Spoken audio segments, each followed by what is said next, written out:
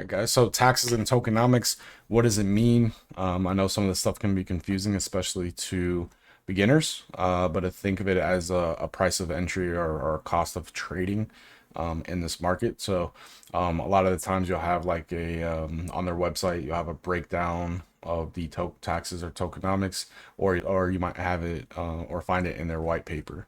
So if we scroll down here, look for tokenomics, so right here, you'll see right here it breaks it down.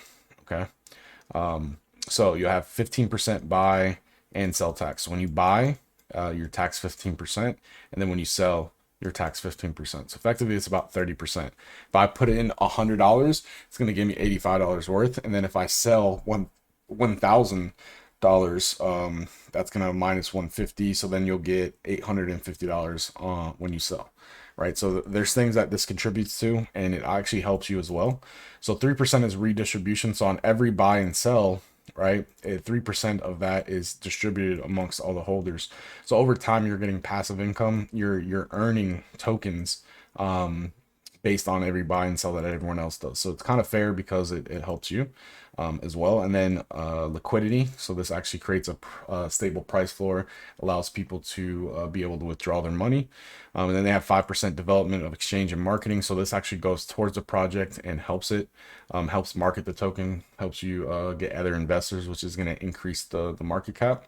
And then you're going to have buyback and burn. So buyback means they're going to buy, out of this 5%, let's say there was $1 million worth of transactions. So 5% would be 50,000. They can actually put that into the token. So buying $50,000 worth of the token.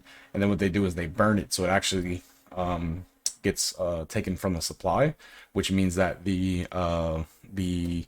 tokens decrease, right? The amount of tokens in circulation decrease, and it makes it deflationary. So it actually over time will decrease the supply and make it more scarce, which drives up the price. So if you think of the dollar is inflationary, right? They've printed 50% of all money that's in circulation. 50% of it was printed since 2020, right? So it's the opposite of that. So this is taxes tokenomics, fairly straightforward. Some of them are high, some of them are low. Each project is different. So you just have to go to their section on tokenomics or look in their white paper and see what that token's specific taxes or tokenomics are for the project.